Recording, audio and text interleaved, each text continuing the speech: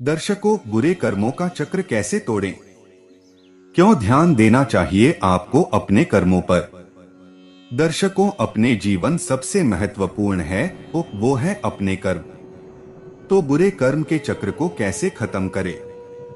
तो दर्शकों, यह वीडियो बहुत ही ज्ञानवर्धक और आपके जीवन को सफल बनाने में मदद करने वाला है। तो वीडियो को ध्यान से और अंत तक जरूर सुनो और सच्चे दिल से कमेंट में जय श्री कृष्ण जरूर लिखें। दर्शकों, कर्म का एक यूनिवर्सल सिद्धांत है कि आप जो करते हैं वो लौटकर आपके पास जरूर आता है। यानी जो कर्म आप कर रहे हैं वो कभी निष्फल नहीं होता। उसका परिणाम आपको देर सवेर भले भुगतना पड़ जाए, पर वो लौटकर आपके पास जरूर आता है। अगर आप दुखी हैं तो उस दुख का कारण कोई और नहीं बल्कि आप खुद हैं। कई बार तो आपके दुखों को पिछले जन्म के कर्मों से भी जोड़ा जाता है। पिछले कई जन्म के आपके अच्छे और बुरे कर्म जमा हो रहे हैं, जिन्हें संचित कर्म कहा जाता है। और उन्हीं में से थोड़ा थोड़ा कर्म आपको अगले हर जन्म में चुकाना पड़ता है। क्यों ध्यान देना चाहिए आपको अपने कर्मों पर? आप केवल अपने अच्छे कर्मों से ही इस चक्र को रोक सकते हैं और कुछ जन्मों बाद इस संचित कर्म से मुक्त होकर मोक्ष प्राप्त कर सकते हैं। लेकिन अगर आप हर जन्म में बुरे कर्म भी करते जाएंगे तो ये कर्मों की गठरी घटने की बजाय बढ़ती ही जाएगी और न तो आपके दुखों का अंत होगा और न ही जन्मों के चक्र का। दुख आपके कर्मों का फल है। यह तभी दूर हो सकता है जब मन को अशुभ प्रभावों से बचाया जाए। अशुभ कर्म करने वाले व्यक्ति को फल भोग के लिए जन्म लेना ही होगा। तरीके जिससे अच्छे कर्म का आप हिस्सा बन जाते हैं। कर्म सिद्धांत में जन्म लेना अपने आप में महान कष्ट है, क्योंकि जन्म का संबंध मृत्यु से है। मृत्यु सबसे डरावना कष्ट माना गया है। इसलिए यदि इस कष्ट से छुटकारा पाना है तो जन्म की परंपरा को समाप्त करना होगा। कई लोग अपनी आत्मा को इस जन्म के चक्र से बचाना भी चाहते हैं। वे ये तो समझते हैं कि अच्छे कर्म बुरे कर्मों के प्रभाव को कम कर देते हैं, जिससे वर्तमान जीवन में मिलने वाला दुख खत्म हो जाता है। लेकिन वो इसके प्रति ज्यादा सचेत नहीं रहते। शुभ कर्म करना हमेशा शुभ सोचने से ही हो सकता है। कष्ट के बचने का यही एक उपाय है। इसलिए ये आवश्यक है कि आप अच्छे कर्म करना अपनी दैनिक आदत बनाएं, ताकि गलती होने की गुंजाइश कम से कम हो। तो चलिए जानते हैं कुछ तरीके जिससे अच्छे कर्म का आप हिस्सा बन जाते हैं। अपने जीवन को एक सकारात्मक उद्देश्य दें। हर व्यक्ति को कहीं न कहीं पता होता है कि उन्हें जीवन में आगे कैसे बढ़ना है और उसके लिए कौन से तरीके इस्तेमाल करने हैं। कुछ लोग गलत तरीके से अपनी जिंदगी को आगे बढ़ाने की कोशिश करते हैं और कुछ लोग क्षणिक दुख से बचने के लिए गलत तरीका इस्तेमाल कर लेते हैं। अगर आप में नैतिकता की कमी है तो इसका परिणाम अक्सर आपके आसपास के लोगों को भुगतना पड़ता है और उन्हें मिली तकलीफ आपके कर्मों में जुड़ जाती है। इसलिए कोशिश करें कि जीवन में हमेशा सही मकसद के लिए आगे बढ़ें, जिससे आपके साथ साथ समाज का भी कल्याण हो। चेतना या जागरूकता के साथ कोई काम करें। कर्म में आपके इरादे को बहुत महत्ता दी गई है। वेदों में कहा गया है कि सचेत होकर किए गए कार्य कहीं अधिक गंभीर होते हैं, बजाय बिना सोचे समझे किए गए कार्य के। अगर आप अनजाने में गैर इरादतन कोई बुरा काम कर देते हैं तो शायद आप उसके बुरे दुष्प्रभाव से बच सकते हैं। लेकिन अगर आपने सोच समझकर कुछ गलत किया है तो उसका परिणाम आपको भुगतना पड़ सकता है। उदाहरण के तौर पर छोटे बच्चे नए कर्म की रचना नहीं करते हैं क्योंकि वे सही और गलत का अंतर करने में अक्षम होते हैं। इसलिए अगर किसी चीज की आपको जानकारी नहीं है तो पहले उसके प्रति जागरूक हों, उसका विश्लेषण करें और फिर उसे करने का फैसला लें। अच्छी भावनाओं को प्रबल बनाएं। कई बार आपका मन जब आहत होता है या भावनाएं नकारात्मक हो जाती हैं, तो आप सोचने समझने की क्षमता खो देते हैं और इसका प्रभाव आपके कर्म और उससे मिलने वाले फल पर पड़ता है। इसलिए ये जरूरी है कि आप अच्छी भावनाओं को प्रबल बनाएं, जैसे कि दया करना, दूसरों की मदद करना, दूसरों का दुख बांटना, सहिष्णु बनना, आस्थावान बनना, परोपकारी होना आदि। खुद की गलतियों की जिम्मेदारी लें और दूसरों से अच्छे से पेश आएं। जब आप कुछ गलत करते हैं तो अक्सर दुनिया को या अपनी भावनाओं को इसका दोष देते हैं। जैसे कि आपने किसी पर चिल्ला दिया और आप फिर यह कहकर बच जाते हैं कि मुझे गुस्सा बहुत आता है, इसलिए मैंने ऐसा कर दिया। मैं ऐसा दिल से नहीं करना चाहता था या चाहती थी। वह दोष देकर आप खुद को मुक्त तो कर लेते हैं, लेकिन इससे आप अपनी गलती को समझ नहीं पाते हैं। कई बार आपकी ऐसी हरकत सामने वाले को भी दुखी कर देती है। इसलिए ये जरूरी है कि आप अपनी कमजोरियों और भावनाओं पर काम करें। इसके लिए अध्यात्म में कई रास्ते बताए गए हैं जो आपकी मदद कर सकते हैं। आस्थावान बनना जरूरी है। अच्छे कर्मों को करने के लिए जरूरी है कि आप कर्मों के परिणामों में यकीन रखें। आपको खुद को ये बार बार याद दिलाना है कि आप इस दुनिया में किस मकसद से आए हैं। आपको खुद को उस सर्वोच्च शक्ति को सौंप देना होगा ताकि वो लालच जो आपके मन में इस भौतिक दुनिया को लेकर है वो खत्म हो जाए। उसके लिए आपको मंदिर मस्जिद की ठोकरें खाने की जरूरत नहीं, बल्कि आपको बस अपनी आत्मा को शुद्ध करना है। पाप और पुण्य क्या है? हमारे वेदों में कर्मों की प्रधानता पर इसलिए जोर दिया गया है ताकि आप एक संतुलित जीवन व्यतीत करें और जन्मों के चक्र से बच सकें। अगर आप पाप पुण्य को ध्यान में रखकर कर्म करेंगे तो शायद आपके लिए ये जीवन काटना कठिन हो जाए, क्योंकि पाप और पुण्य की सही समीक्षा किसी को पता नहीं। किसी को नहीं पता कि कौन सा कर्म आपको पाप का भागीदार बनाता है और कौन सा नहीं। इसलिए आपको केवल ये सोचकर कर्म करते जाना है कि कैसे आप अपने साथ साथ दूसरों के जीवन का भी कल्याण कर सकें। इंसान अपने हर दिन के जीवन में नए कर्म इकट्ठे करता रहता है, तो फिर क्या वह इस कर्म से कभी मुक्त ही नहीं हो सकता? दर्शकों, आप में से ज्यादातर लोग जो इसी संस्कृति में पले बढ़े होंगे, उन्होंने कर्म के बारे में काफी कुछ सुना होगा। फिर भी यह सवाल मन में रह जाता है कि कर्म व क्रियाकलापों या कार्य कारण के इस अंतहीन चक्र से बाहर कैसे निकला जाए। क्या कुछ ऐसे क्रियाकलाप हैं जो मुक्ति के मार्ग पर दूसरी गतिविधियों की तुलना में ज्यादा सहायक होते हैं? दरअसल किसी भी तरह की कोई भी गतिविधि का नहीं होना ही सबसे अच्छा है। न शरीर में न दिमाग में किसी तरह की कोई हलचल हो। लेकिन कितने लोग ऐसा कर पाने के काबिल हैं? अंग्रेजी शासन के अंतिम दिनों में जब स्वतंत्रता आंदोलन मजबूत होने लगा था और अंग्रेज समझने लगे थे कि जल्द ही भारत में उनका राज खत्म होने वाला है, तो जाने से पहले वह जितना हो सके भारत को लूट लेना चाहते थे। जब दुनिया भर में आर्थिक मंदी का छाने लगी तो अंग्रेजों की नजर दक्षिण भारत के मंदिरों पर पड़ी। हालांकि लोग काफी गरीब थे, भूख से मर रहे थे, लेकिन वे अपने भगवान की देखभाल बहुत अच्छे से करते थे, जिसकी वजह से मंदिरों में भारी खजाना भरा पड़ा था। अंग्रेजों को ये मंदिर आय का बड़ा स्रोत लगे, जिसके चलते उन्होंने इन मंदिरों को अपने नियंत्रण में रखने का फैसला किया। एक दिन एक कलेक्टर की नजर एक मंदिर के बही खाते में दर्ज एक एंट्री पर पड़ी, जिसमें लिखा था ओन्नम पन्नादे स्वामीक सापाडू, जिसका मतलब है भोजन ऐसे स्वामी के लिए जो कुछ नहीं करते हैं, उनके लिए 25 रुपए प्रतिमाह। उस स्वामी ने इतना कुछ नहीं किया था कि वहां पर जबरदस्त चीजें घटित हो रही थीं। इस आयाम से पूरी तरह से अनजान कलेक्टर पूरी तरह से अभिभूत हो गया था।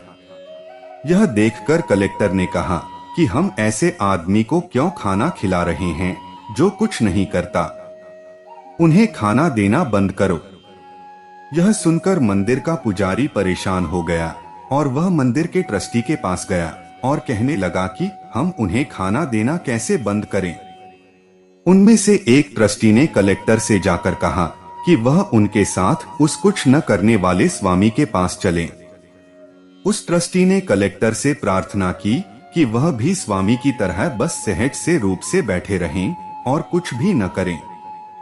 कलेक्टर को लगा कि इसमें क्या बड़ी बात है, लेकिन 5 मिनट के भीतर ही कलेक्टर ने पुजारी से कहा कि ठीक है, इस आदमी को भोजन दिया जाए। उस स्वामी ने इतना कुछ नहीं किया था कि वहां पर जबरदस्त चीजें घटित हो रही थीं। इस आयाम से पूरी तरह से अनजान कलेक्टर पूरी तरह से अभिभूत हो गया था। फिर उसने इस बारे में बात करना छोड़ दिया। कर्म से पूरी तरह मुक्त कैसे मिलेगी? जो व्यक्ति बिल्कुल कुछ नहीं करता वह कार्मिक याददाश्त और कार्मिक चक्रों से पूरी तरह मुक्त होता है।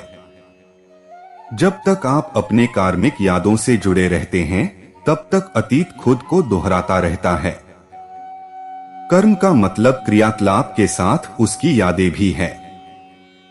जब तक आप अपनी यादों के शासन में रहेंगे तब तक ये आपको कुछ न कुछ करने के लिए मजबूर करती रहेंगी। अगर आप खुद को अपनी पिछली स्मृतियों से पूरी तरह से अलग कर लें, केवल तभी आप शांत व स्थिर होकर बैठ सकते हैं। बिना कर्म के कोई याददाश्त नहीं होती, इसी तरह से बिना याददाश्त के कोई कर्म नहीं होता। जब तक आप अपनी यादों के शासन में रहेंगे तब तक ये आपको कुछ न कुछ करने के लिए मजबूर करती रहेंगी। अगर आप खुद को अपनी पिछली स्मृतियों से पूरी तरह से अलग कर लें, केवल तभी आप शांत व स्थिर होकर बैठ सकते हैं।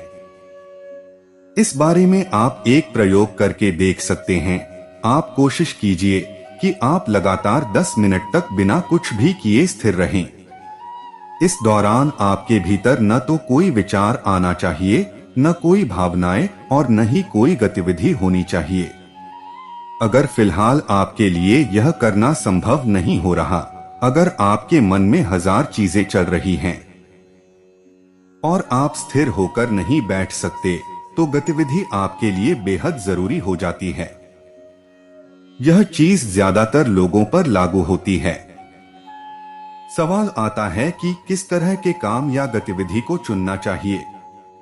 क्या आपको बस चलाना चाहिए, या फिर बाइक की सवारी करनी चाहिए, या नदी में तैरना चाहिए, या फिर ऑफिस में बैठना चाहिए, अथवा अपने दोस्तों के साथ गपबाजी करनी चाहिए, या चरस का सुट्टा मारना चाहिए? आपके काम की प्रकृति महत्वपूर्ण नहीं है, बल्कि आप उसे कैसे करते हैं यह महत्वपूर्ण है। खुद को लगातार गतिविधि में झोंकना होगा। अधिकतर लोगों की शारीरिक व मानसिक स्थिति ऐसी है कि उन्हें लगातार गतिविधि की जरूरत होती है। शरीर व मन को ऐसी स्थिति में लाने में जहां किसी भी तरह का कम करने की जरूरत न हो, बहुत मेहनत लगती है। जब तक आपको कुछ करने की जरूरत है और आप गतिविधि के साथ अपनी पहचान बनाए रखते हैं, तब तक वह कार्मिक रिकॉर्डर उस गतिविधि को आपके लिए रिकॉर्ड करके रखता है और इसके परिणाम कई गुना होंगे। फिलहाल के लिए तो सलाह यही है कि आप अपने शरीर व मन को जागरूकता व चुस्ती के एक खास तरह स्तर पर रखें, जिससे वक्त आने पर आप उसके लिए तैयार हों। तब तक आपको खुद को लगातार कामों में झोंकना होगा। सबसे महत्वपूर्ण चीज है कि आपको खुद को बीच में कोई ब्रेक नहीं देना होगा, और वह गतिविधि आपके अपने लिए नहीं होनी चाहिए। जब आप कुछ ऐसा करते हैं जो किसी दूसरे की जरूरत के लिए होता है, तो आप जो काम करते हैं वह आपका नहीं होता। उससे आपको कुछ नहीं मिलता और न ही कुछ दिखाने के लिए होता है। किसी भी काम को एक भेंट की तरह करना अपने भीतर के कार्मिक रिकॉर्डर को बंद करने का सीधा सा तरीका है। जब तक आपको कुछ करने की जरूरत है और आप गतिविधि के साथ अपनी पहचान बनाए रखते हैं, तब तक वह कार्मिक रिकॉर्डर उस गतिविधि को आपके लिए रिकॉर्ड करके रखता है और इसके परिणाम कई गुना होंगे। इसके विपरीत अगर आपको खुद के लिए कुछ भी करने की जरूरत नहीं है और फिर भी आप उसे इसलिए करते हैं क्योंकि किसी दूसरे को इसकी जरूरत है या किसी दूसरे कारण से इसकी जरूरत है, तो फिर वह काम आपके लिए कर्म बंधन की तरह काम नहीं करेगा। ऐसे काम जिनसे कर्म नहीं बनते। अगर आप ऐसा करने में समर्थ हैं, तो बिना किसी काम के आगे बढ़ना ही सही तरीका है। शारीरिक, मानसिक या भावनात्मक सहित किसी भी स्तर पर कुछ भी नहीं करने में बहुत मेहनत लगती है। अगर आज ऐसा कुछ नहीं हुआ जो आपसे चिपका रह सके, तो फिर अतीत में हुई कार्मिक स्मृतियां या कर्म बंधन आपसे अलग होने लगते हैं। जब तक आप उस स्थिति में नहीं पहुंच जाते, तब तक आप काम से किसी तरह का पहचान या जुड़ाव बनाए बिना उसे एक भेंट की तरह कीजिए। अगर कुछ करने की जरूरत है तो आप उसे कीजिए, वरना सहज रूप से बैठे रहिए। अगर आप बिना खुद को महत्व दिए कोई भी काम करेंगे, तो फिर आपको उस कर्म के फल नहीं भोगने पड़ेंगे। आत्मसंतुष्टि व आत्म महत्व के चलते किए गए कामों से ही कर्म इकट्ठे होते हैं। अगर आप पूरी तरह से जीवंत व सक्रिय हैं और कोई नए कर्म इकट्ठा नहीं कर रहे, तो आपके पुराने कर्म टूटकर गिरने शुरू हो जाते हैं। कर्म की यही प्रकृति है।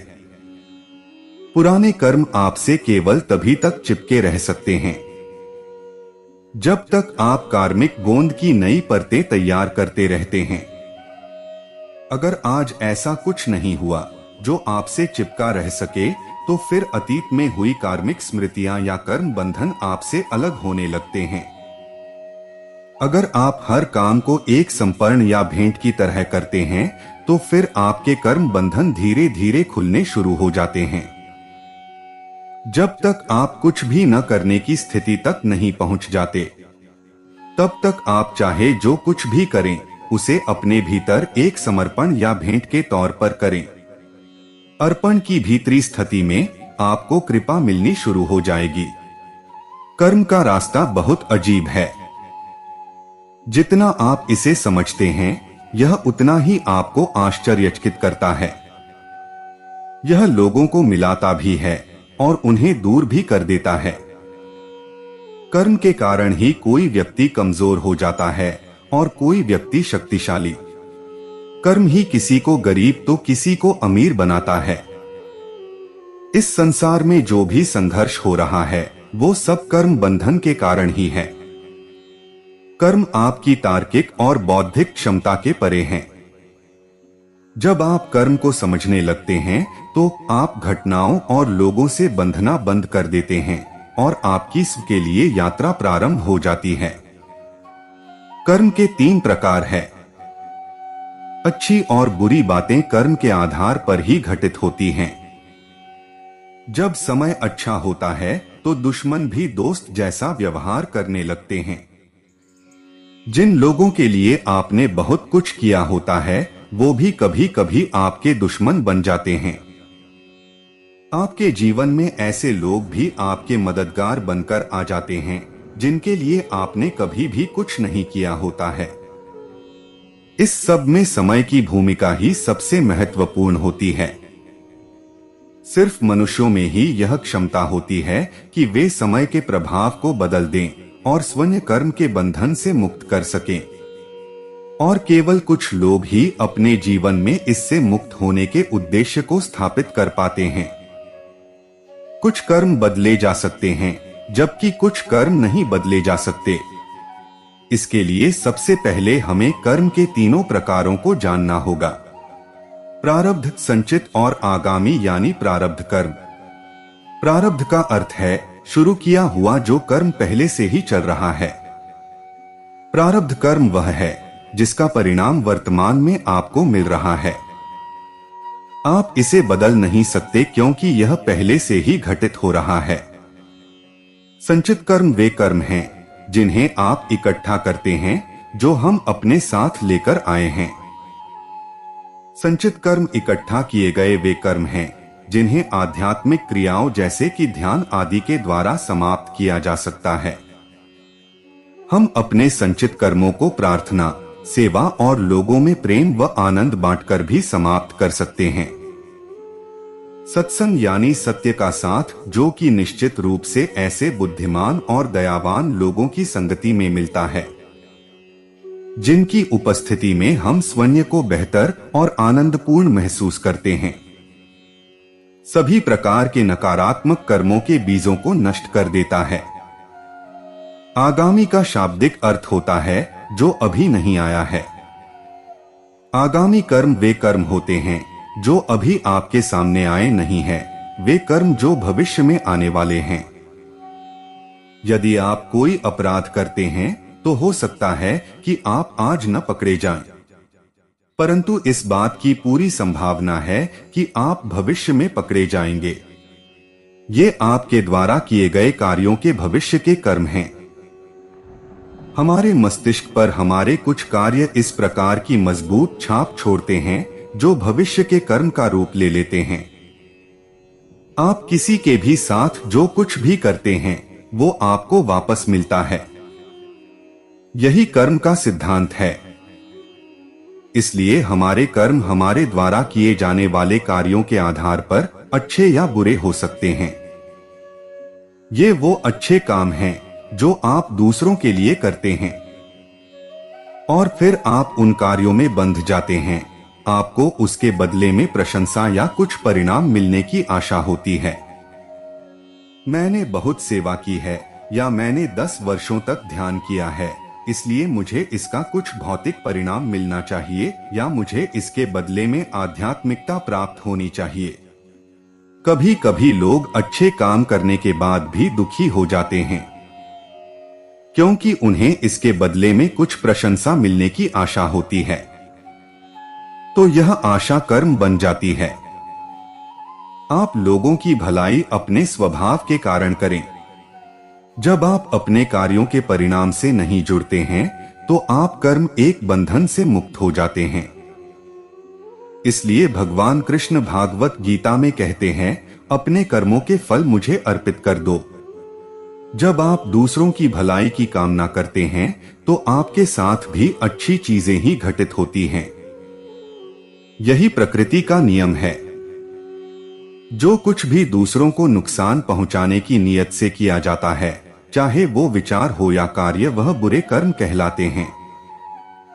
हमें बुरे कर्मों से दूर क्यों रहना चाहिए? वो कहते हैं, हमें कुछ भी बुरा क्यों नहीं करना चाहिए। आइए इसे समझें।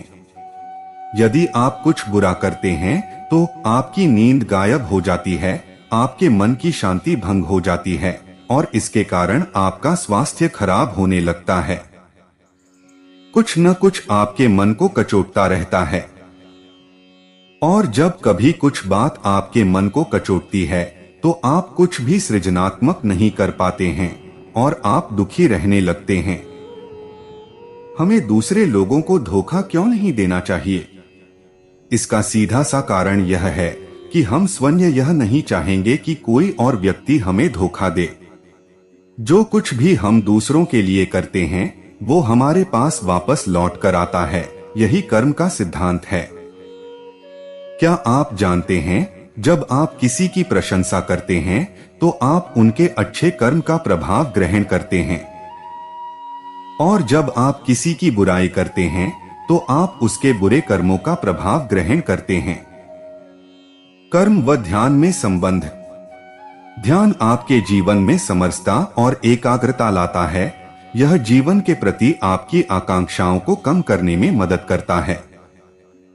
आपके अपराध बोध, शर्म तथा आरोप लगाने की प्रवृत्ति को कम करता है। यह आपको लालसाओं से रहित करता है और भौतिकवाद से दूर रहने में मदद करता है। इसलिए जैसा कि भगवान कृष्ण ने गीता में कहा है कि यह वो अवस्था होती है कि यदि आप कर्म करते भी हैं तो भी आप कर्म के बंधन में नहीं बंधते। बिना लालसा के प्रेम करना, आकांक्षाओं से रहित हो जाना, इस सब से आप पुनर्जन्म नहीं लेते हैं और फिर कर्म का चक्र रुक जाता है। इसी प्रकार जब आप दूसरों को और खुद को आरोप लगाना बंद कर देते हैं तो और जब अपराध बोध, दुख या शर्म की भावना के घने बादल हमारे अंतरात्मा से छंट जाते हैं तो हम मुक्ति को प्राप्त कर लेते हैं। यह मुक्ति सिर्फ तभी मिलती है जब आपको गुरु के माध्यम से ध्यान के द्वारा अपने भीतर के परमात्मा का एहसास हो जाता है। जब आप कोई मिठाई, मीठा व्यंजन बनाते हैं, बनाते हुए अगर चीनी या घी कुछ कम हो तो शुरुआत में पकने से पहले आप ज्यादा डालकर इसे ठीक कर सकते हैं। अगर कोई और चीज या सामग्री अधिक तो उसे भी सुधारा, ठीक किया जा सकता है।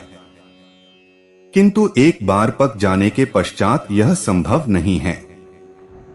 दूध मीठी या खट्टी दही में परिवर्तित होता है और अगर दही खट्टी हो गई हो तो इसे मीठा भी किया जा सकता है, परंतु दोनों में से किसी को भी वापस दूध में परिवर्तित नहीं किया जा सकता।